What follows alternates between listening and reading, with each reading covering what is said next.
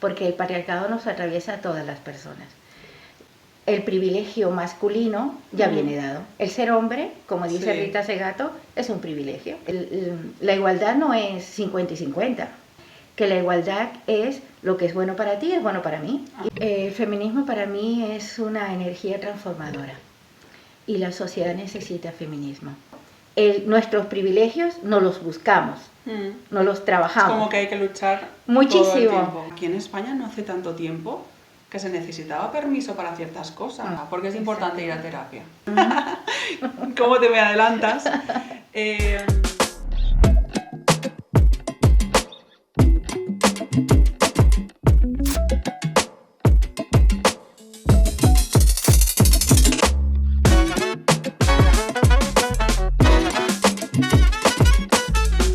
Bienvenidos y bienvenidas a este nuevo episodio de Episodios Bipolares. Hoy traigo a la mesa nuevos temas de salud mental y qué mejor para hablar de esto que una mujer profesional de la psicología que se estrena en esta segunda temporada. Y que la queremos porque es un amor y es maravillosa. Ella es Nubia Sequera. Nubia, ¿qué tal? Bienvenida. Un placer, cariño, estar aquí. Gracias por estar aquí conmigo, compartiendo este momento. Estoy muy contenta de que estés. ¿Cómo estás? Ahora nerviosa. Pero me encanta compartir este espacio contigo porque te sigo, te admiro y me gusta. Bueno, yo también te admiro. Somos las dos aquí admirables, hay que decirlo. Hoy me gustaría centrarme un poco más, sobre todo en la situación de las mujeres hoy, o cómo ves tú la manera en la que nos afecta el mundo, cómo padecemos y sobre todo cómo cuidamos nuestra salud mental. Y cómo ves actualmente, ¿crees que en esta sociedad patriarcal las mujeres por el hecho de ser mujer tenemos más carga o estamos un poco ahí a la par? ¿Qué va? Las mujeres por el hecho de ser mujeres ya tenemos una cantidad muy grande de responsabilidades que asumimos con mucha naturalidad, porque es así. Nosotras tenemos un programa, que yo lo llamo el programa patriarcal, donde asumimos con naturalidad los cuidados, son nuestros, y como son nuestros, y queremos, porque nos gusta, es un mandato fundacional, ser para otras personas, sin darnos cuenta, asumimos todos los espacios. Y por supuesto, eso nos genera una enorme carga mental. Y la carga mental no está supeditada solamente a llevar todas las responsabilidades, ¿no? Está también relacionada con que nos ocupamos de todo mentalmente. Hasta nos ocupamos de la salud mental de las personas que queremos. Ya ves. Porque necesitamos, y tenemos esto en el programa, y nos lo creemos, de que podemos salvar a las personas que queremos. Justo te iba a preguntar, tú que hablas mucho con parejas heterosexuales, ¿qué roles tú ves que todavía tenemos? Tú has hablado del tema de cuidadora, ¿no? Salvadora, y creo que eso se ve sobre todo en el mundo más heterosexual, diría yo. O bueno, no sé, yo no tengo tanta experiencia, pero yo como heterosexual lo vivo, ¿no? Pues mira, créeme que no hay tanta diferencia, no, porque el patriarcado nos atraviesa a todas las personas. Sí, evidentemente en las parejas heterosexuales se visibiliza más porque el privilegio masculino ya viene dado. El ser hombre, como dice Rita Segato, es un privilegio, es ser big. Por lo tanto, asume con muchísima facilidad que la mujer, nosotras, pues nos ocupemos de todos los cuidados. Y eso se establece cuando ambas parejas están de acuerdo, no pasa nada. El tema es que al pasar el tiempo, cuando no se da la reciprocidad, allí empieza el cansancio y empiezan a salir toda esa sintomatología que indica que la carga no está equilibrada. Y en parejas la igualdad no es 50 y 50. Es muy importante tener esto. En terapia hablamos que la igualdad es lo que es bueno para ti es bueno para mí, y lo que es bueno para mí es bueno para ti. Si esa premisa se da, entonces podemos seguir funcionando como pareja. Unos acuerdos también. Como unos acuerdos, exactamente.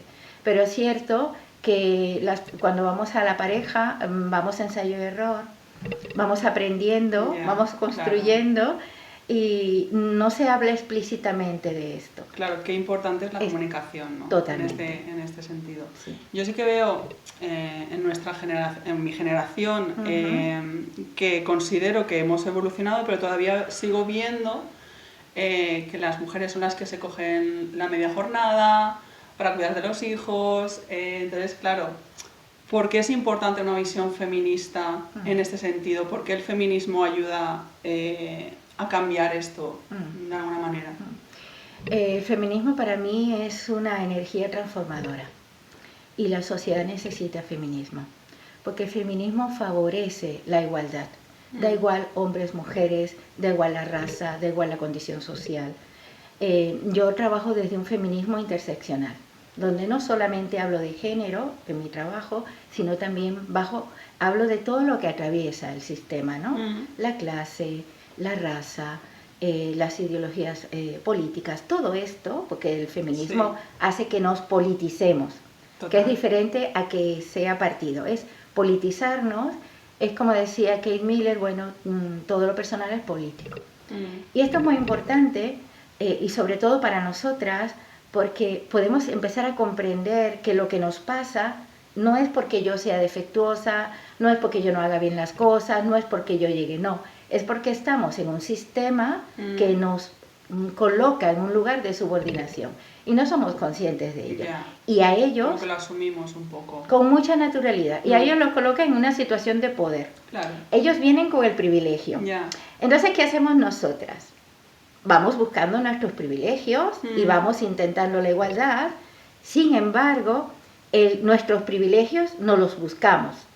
No los trabajamos. Es como que hay que luchar muchísimo. Todo el tiempo. Es esa sensación de ir como a contracorriente. En cambio, desde una manera general, lo masculino no, ya viene con el privilegio incorporado, ¿no? Por eso a nosotros nos resulta mucho más difícil ocupar los espacios. Incluso nos resulta difícil favorecer la igualdad muchas veces, porque estamos muy atravesadas por el patriarcado. A mí me parece muy importante recalcar la importancia que tiene, que sigue teniendo en todos los ámbitos el feminismo, porque aún oigo cierto tipo de comentarios que van un poco en contra, y a mí me chirría mucho cuando dicen cosas de si ya lo tenéis todo. Porque se sigue escuchando, y al menos aquí en España no hace tanto tiempo que se necesitaba permiso para ciertas cosas. Esta mañana me estaba contando mi madre, justamente estábamos hablando de esto, y que en los 70, para sacarse el carnet de conducir, solo y únicamente las mujeres tienen que hacer como un servicio social donde se les enseñaba a cocinar, a coser, etc. Esto hace nada, absolutamente nada de tiempo. Entonces, creo que el cómo estaba la mujer hace unos años también afecta a cómo nos encontramos hoy. Por supuesto. Nosotras en España estamos bajo un patriarcado que se llama de consentimiento. ¿Qué quiere decir esto? Nos consienten hacer cosas. Por eso la frase, pero si ya lo tenéis todo, es porque parece que nos dan permiso, ¿no? Para trabajar, para casarnos, para divorciarnos, para abortar, para elegir. Todo es como si nos dieran permiso, por eso se llama patriarcado de consentimiento. Yo creo que yo tengo aquí en España 25, 26 años. Y yo vivo desde hace 10 años más o menos, un poquito menos, un cambio en el modo de vivir el feminismo. Hasta a mí misma me costó mucho salir del armario diciendo soy terapeuta feminista, porque había tanta reacción negativa hacia el feminismo, porque hablar de feminismo incomoda muchísimo. Mucho. Pero yo acabo de colocar en Instagram una frase: prefiero incomodar que ser dócil, y es así, total. Porque necesitamos incomodar. Entonces, ¿qué sucede? Al patriarcado le molesta que incomodemos, pero tenemos que seguir haciéndolo. Yo creo que aquí ahora hay más conciencia sobre lo que es el feminismo, tanto en hombres como mujeres, porque yo también trabajo con hombres y hay una conciencia. Cuando los hombres vienen a mi terapia, saben que soy feminista, saben desde dónde muevo y saben que mi trabajo es transversal. Creo que hoy en día hay más posibilidades de hablar de feminismo sin miedo que antes. Y como decía Simone de Beauvoir, nuestros derechos nunca permanecen, siempre hay que estar reivindicándolos. Sí, eso lo leí yo hace poco de porque ella también. Es sí. que date cuenta. Como tenemos que tener ahí la alerta, ¿no? Exacto. Porque ahora que se habla tanto de ciertas partes, no me quiero meter mucho, pero como que tenemos que estar muy alerta por si volvemos hacia atrás. Bueno, porque eso históricamente ha pasado. Hemos ido para adelante y luego para atrás. Y eso el feminismo lo estudia, se llaman las reacciones. La reacción es un fenómeno patriarcal que cuando ve que hay avances, no es que hemos llegado, es que vamos a llegar, aparece la reacción. Ahora estamos transitando una ola bastante reaccionaria y daros cuenta que el feminismo es un terreno ahí a batir. Porque el cuerpo de nosotras las mujeres es un terreno en disputa, como dice Judith Butler. Todo va hacia nuestro cuerpo, hacia nuestra libertad, al ejercer lo que queramos con nuestro cuerpo. Entonces es una lucha constante, por eso que necesitamos estar muy conscientes y no caer en el pesimismo, porque a veces, sí, a veces con tanta lucha dices... Sí, es como, hay tantos frentes. Exactamente. Hay tantos frentes que no llegamos. Exactamente. Y luego, a nivel de salud mental, que también mirando un poco hacia el pasado, el estudio de los problemas que nos afectan a las mujeres ha sido siempre por hombres. Estaba leyendo un libro y vengo a traerte un comentario que hace esta mujer. El libro se llama Mujeres y locura, escrito por Phyllis Chesler, que es profesora de psicología en Estados Unidos, y cuenta lo siguiente de cuando ella estudiaba psicología, que hace nada. ¿Vale? Dice, en mi época nos enseñaban que las mujeres, en cierto modo, eran desequilibradas por naturaleza. Eran histéricas, cuentistas, infantiles, manipuladoras, madres frías o asfixiantes y llevadas al límite por las hormonas. Y esto era una cosa que, claro, si enseñaban esto, ¿cómo después un profesional iba a atender a una mujer, no? Claro. Bueno, nuestro querido Freud era bastante misógino y en este sentido el acuñar la frase que somos histéricas viene un poco desde esta rama, ¿no? El patriarcado se actualiza, ¿sabes? Entonces ahora ya no nos dicen tan directamente que somos histéricas o locas, sino nos dicen que somos intensas. Ya. A mí cuando me dicen que soy intensa, yo digo, bueno, seré intensa, porque también el patriarcado se va actualizando. Nosotras las mujeres, y está muy probado, hay muchas mujeres feministas, científicas que lo validan, comunidad de medida para el estudio de lo que nos pasa a nosotras en nuestro cuerpo, utilizaban al hombre. Por lo tanto, esto es muy fuerte. Eso es así, utilizaban al hombre. Entonces, comunidad de medida utilizando al hombre, ya verás cómo nos pasa a nosotras. Hay tantas enfermedades no estudiadas que son producto de un patriarcado, como la fibromialgia, como la regla, como la endometriosis, y podría aquí alargar, porque no ponen la mirada allí, evidentemente. Entonces nosotras vamos y hemos sufrido en silencio todo esto y es muy difícil porque precisamente necesitamos organizarnos para poder hablar de esto. ¿Cómo puede ser? Afortunadamente aquí en España ahora se validan los permisos por menstruaciones inhabilitantes. Sí, que no hace tanto. No, 2 años, 3 años, no sé. Sí. Que dices, hostia, y ahora yo cuántas veces he estado con la regla que no podía y he tenido que ir a trabajar. Sí, total.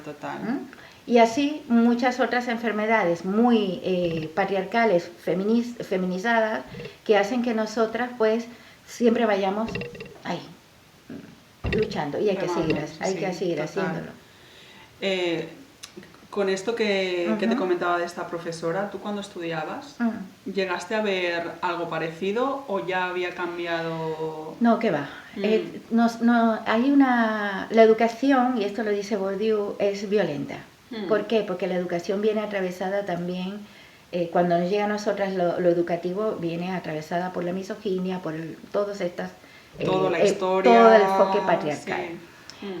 Sí, yo recuerdo que todos los referentes a los que yo estudié eran hombres. Claro. Desde Nietzsche, desde tal, y yo... Claro, no había referentes. Esto lo dijo en una entrevista en Ana Álvarez, que ella cuando leía literatura hasta los 30 años no había leído ni a una sola mujer. Exactamente. Esto es muy fuerte. Es fuertísimo. Es que es muy fuerte. Y si tú ves las referencias bibliográficas que ponen el apellido, ¿no? El nombre y el apellido, te aseguro que todos son hombres. Y si hay una mujer, hay un seudónimo. Ya. Porque esto era así. Esto era así. Para poder escuchar la voz de la mujer. Entonces yo tengo referentes feministas ya muy adulta. Mi trabajo de actualización, cuando yo llego al feminismo o cuando el feminismo llega a mí, primero llega desde la parte académica, estudiando a todas las filósofas académicas que se encargan de teorizar, de enseñarnos, obligarnos a pensar, y ahí es donde me doy cuenta que la teoría feminista es inmensa. No, yo en mi despacho ya no me caben más libros, más libros, y es tan grande todo el estudio. Y por otra parte, después de las feministas clásicas, de las feministas académicas, creo que otra de las cosas que a mí me ha interpelado muchísimo es el activismo. Es el aterrizar toda esta conceptualización a la realidad. Y es el trabajo que yo hago, ¿no? ¿Cómo podemos aterrizar el feminismo a nuestro día a día?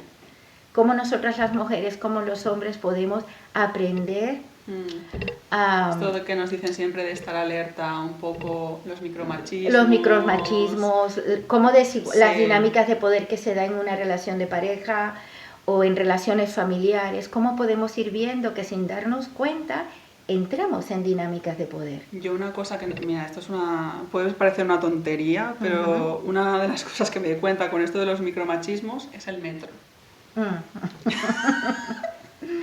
El metro, los hombres se sientan de cierta manera y nosotras de otra. Sí, tiene un nombre, ahora no lo recuerdo, pero, sí, pero se expande mucho. Se expande mucho. Y esto no me había dado cuenta hasta hace unos años, que lo que dices tú, ¿no? Te vas poniendo esas gafas del activismo y bueno, vas viendo estas cositas. Exactamente.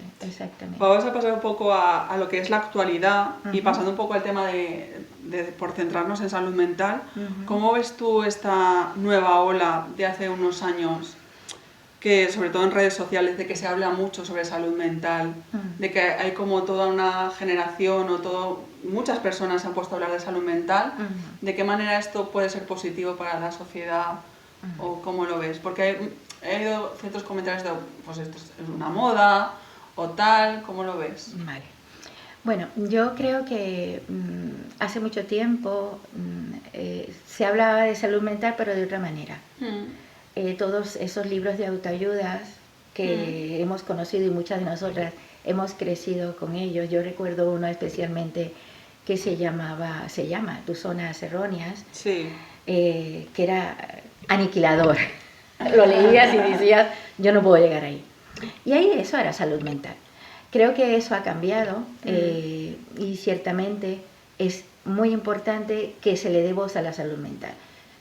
Sin embargo, para mí tiene que ser desde un enfoque feminista, porque la salud mental está muy atravesada por el patriarcado. La prueba de ello es, si lo vemos en las estadísticas, las mujeres somos, y España es uno de los países donde más se consumen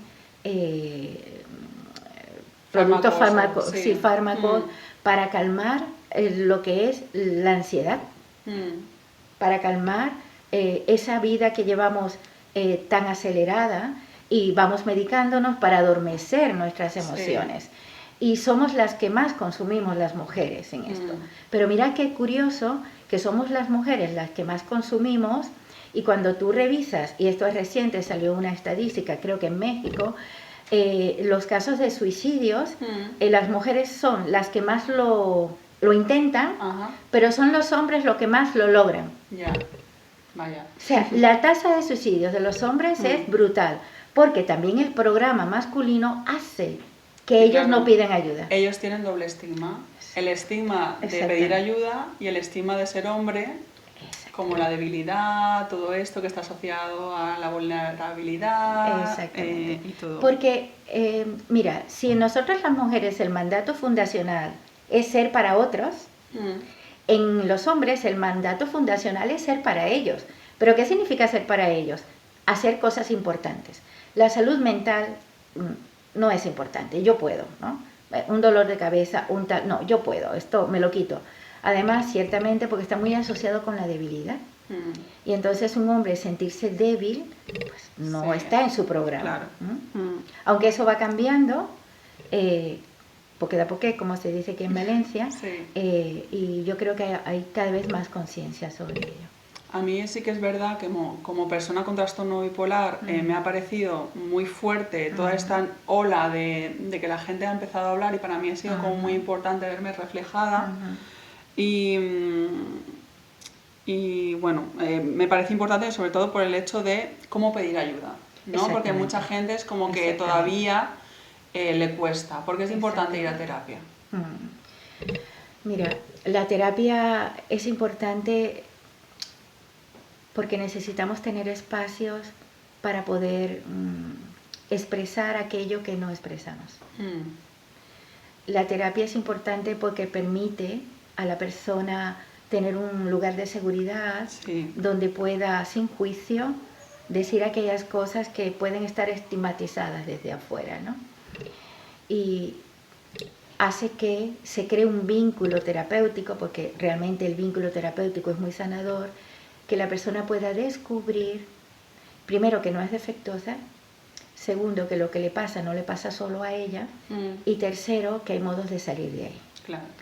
Y desde el enfoque donde nosotras nos movemos, que es gestáltico, humanista, feminista, ponemos luz donde la persona no lo puede ver, con amor. Ponemos luz donde esa persona puede sentir que va activando sus recursos para salir de donde está. Hay cosas que en terapia podemos hacer: sostener, escuchar, empatizar, dar luz, pero hay cosas que no podemos hacer, que es cambiarle la vida. El entorno. No es una varita mágica. No. Ya. Y desde el feminismo lo sabemos, porque hay personas que llegan a terapia por temas laborales, por ejemplo, porque tienen acoso, porque tienen violencias. Claro, lo fácil sería decirle a la persona: deja el trabajo. Pero no es así. Es que claro, hay una necesidad, hay muchas cosas que no podemos... Y esa parte necesitamos tomarla en cuenta, y eso el enfoque feminista lo da. Yo no le puedo decir a alguien que tenga una precariedad laboral que deje su trabajo. Tendrá que... lo que puedo hacer es apoyarle y darle recursos para que se relacione de una manera más armónica con ese trabajo. Porque una de las cosas, y esto nos pasa mucho a las mujeres, cogernos una baja nos cuesta muchísimo, y nosotras no damos el 100, damos el 200%, cuando lo natural sería dar el 100%. Pero eso está también en nosotras, ¿no? Entonces yo creo que en la terapia con enfoque feminista lo que facilitamos es que la persona aprenda a colocarse en lugares más seguros, porque estamos en una sociedad que en muchos momentos es muy violenta. Eso te lo iba a preguntar también después. ¿Cómo te me adelantas? Yo te quería preguntar también por qué nos ha costado tanto o por qué nos cuesta tanto pedir ayuda, ir a terapia, porque yo, por ejemplo, recuerdo mis 24 años, yo ya empecé a notar que yo necesitaba ir a terapia. Y era una cosa que yo internamente tenía bastante clara, que necesitaba ir a un profesional. Pero ¿cómo lo decía? Porque en ese momento, que no hace tanto, no soy tan mayor, bueno, en ese momento, digamos que a mi alrededor no tenía a nadie, o yo no conocía a nadie que estaba yendo a un psicólogo. Ahora sí que hay más gente que está acudiendo a terapia, pero en ese momento no. ¿Por qué cuesta tanto? ¿Por qué no pedimos ayuda? Bueno, yo creo que es una cuestión muy cultural. Si vemos en Argentina, el ir a terapia, el tener análisis, lo dicen con mucha naturalidad, como ir al odontólogo, como ir tal, sí. ¿no? Creo que aquí hay dos dimensiones. Creo que hay un trabajo, y esto es una crítica, y lo digo con profunda tristeza, un trabajo de la psicología académica de no divulgar y de no actualizarse. La psicología académica no tiene una misión, está muy atravesada por el patriarcado, no tiene una misión feminista, y creo que eso entorpece en la formación a los profesionales, lo entorpece, porque las personas cuando se forman no saben o no aprenden o no les enseñan a ponerse frente a. Es tan violento la parte educativa que ahora tienes que estudiar 4 años, tienes que hacer un máster, o sea, es un capitalismo puro y duro, y la gente... Entonces, esa parte también viene la otra parte, ¿no? Que es cómo aprendemos a naturalizar que ir a terapia o ir a sitios donde yo pueda expresar y trabajar mis emociones, trabajar mis pensamientos, trabajar mis conductas, trabajar mi entorno, debería ser algo natural. Pero ¿qué sucede? Cuando las personas toman conciencia de esto, y vamos a otro plano, y vamos a la pública, a salud mental, ahí está hay una violencia tremenda. Primero porque no hay profesionales, segundo porque es mirarte farmacológicamente y ya está, o tercero porque tienen tanta lista de espera que los profesionales no pueden atender. No llegan. Entonces, claro, eso va generando en la conciencia, pues mira, no sé, ¿no? Y claro, la privada tiene un coste. Claro, que no todo el mundo puede asumir. No puede asumir, y eso soy muy consciente de ello. Entonces, creo que nos cuesta ir más a terapia, también tengo que mirar la parte de clase. Claro. Porque si cuesta tanto, las personas van a prescindir de esto y van a prevalecer o la comida, el pago del alquiler, o para los niños, ¿sabes? Y entonces la terapia no es algo como de un bien, como comprar comida. Sí. Entonces, eso creo que es un trabajo de conciencia y también que la parte pública debería asumir. Claro, todo esto que estás diciendo, que es lo que te quería venir llegar a esta conclusión o a esta reflexión, que estamos tan sobrecargados en este mundo y la situación general, por lo que comentas tú, que es muy violento, tenemos tantos problemas de vivienda, con el trabajo, ahora que sí guerras, ahora que sí la situación política, hay tanto por encima que no podemos controlar, que creo que estamos como muy saturados en general, y claro, afrontar esto. Y luego también otra cosa, que en el día a día, que tenemos tanto trabajo y demás, ¿en qué espacio cabe la terapia? Claro. Que es otro tema. Claro. Mira, el feminismo aporta algo muy interesante en la terapia, que es la comunidad. Es cierto que el sistema patriarcal nos está bombardeando muchísimo para que haya desaliento y para que vayamos a la individualidad. En terapia nosotras favorecemos el trabajo colectivo. Quiere decir, necesitamos aprender a ser poliamorosas. Esto es algo que lo digo y algunos, ¿qué significa poliamorosa? Ay. Desde el feminismo, el pensamiento poliamoroso, que se llama pensamiento horizontal, es aprender a distribuir nuestros amores. ¿Qué quiere decir? La terapia es un recurso, pero no es suficiente. También están mis círculos, las personas queridas, los amigos, las amigas, la familia, la pareja y yo. Entonces el pensamiento horizontal me lleva a ser más poliamorosa y empezar a distribuir el amor, ¿no? Porque solas es muy difícil. Sí, esto lo digo siempre a las personas cuando atraviesan procesos de duelo. Los duelos hay que vivirlos acompañados. Y podemos tener amigas y amigos con conversaciones terapéuticas que nos ayuden a sostener. Que no es terapia, pero son conversaciones terapéuticas. Qué importancia los círculos, los vínculos, todo. Totalmente, ¿no? Tener nuestra red de seguridad. Exactamente, porque nos ayuda a transitar de una manera más amorosa todos los sufrimientos y las violencias que transitamos. Entonces, desde la terapia feminista favorecemos enormemente esto. ¿Por qué? Porque el sistema patriarcal va a lo individual. A pensar en ti, a lo tuyo. Lo hemos comentado, sí. Capitalismo puro y duro. Y los vínculos no importan, y no es verdad.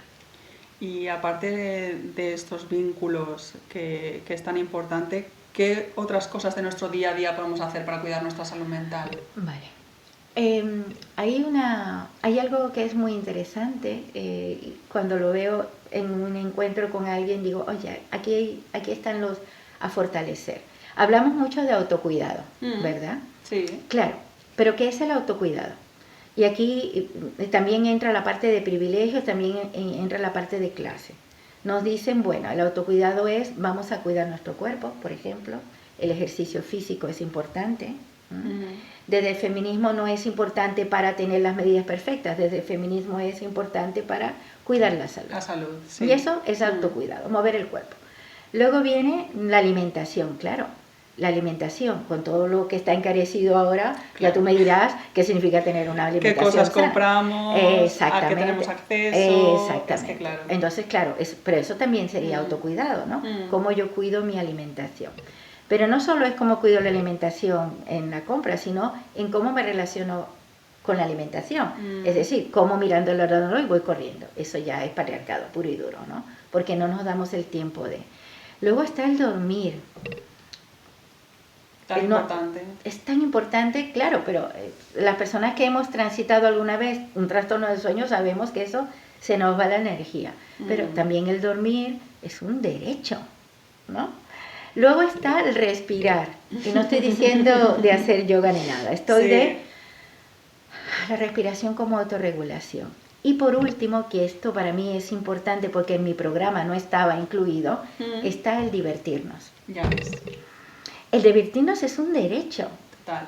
Nuestras vacaciones, nuestros sábados y domingos, nuestros espacios de divertirnos, de descanso, es un derecho. Total. No es un privilegio que hay, no, hay que ir a por ello.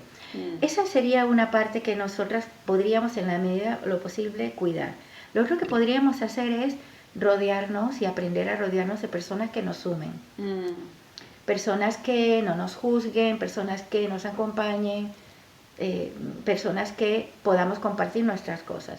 Y por último, y esto es para mí uno de los más importantes, es cómo me dialogo, cómo me hablo. Porque esto es un trabajo, Claro, es un trabajo muy importante porque el patriarcado nos hace pensar siempre en binario, o blanco o negro, o A o B. Es un pensamiento vertical y también nos hace pensar en prioridades. Y por supuesto en esa prioridad nosotras o estamos de última o no estamos. Entonces hacer todo este cambio pues requiere de mucha conciencia y requiere de elegir, ¿no? Que la vida sea más fácil y suave, como digo yo. Me encanta esa frase. Mi lema favorito, porque si no, no tiene mucho sentido estar en el sufrimiento. Bueno, tú ahora mismo estás en el Centro de Especialidades Gestálticas en Valencia. Sí, con mi compi Macarena. ¿Qué proyectos estáis llevando a cabo ahora mismo? Bueno, nosotras lo llamamos como canales de prosperidad amorosos, ¿no? Yo estoy ahora en este momento desarrollando la formación en terapia feminista online, que es un desafío para mí porque siempre la había hecho de manera presencial, y estamos haciendo ya la formación en terapia feminista para terapeutas de pareja con un enfoque feminista. Es incorporar el enfoque feminista al trabajo terapéutico. Estamos trabajando con nosotras la ruta de empoderamiento que tú conoces, que ya está en Melda Romer, como se dice. Sí. La ruta, las chicas le llaman la ruta. Llevamos ya 16 ediciones. Es fantástico, el trabajo es brutal. Y como tú decías antes, el grupo, estar acompañada, la red, todo esto que yo te digo ahí, ¿no?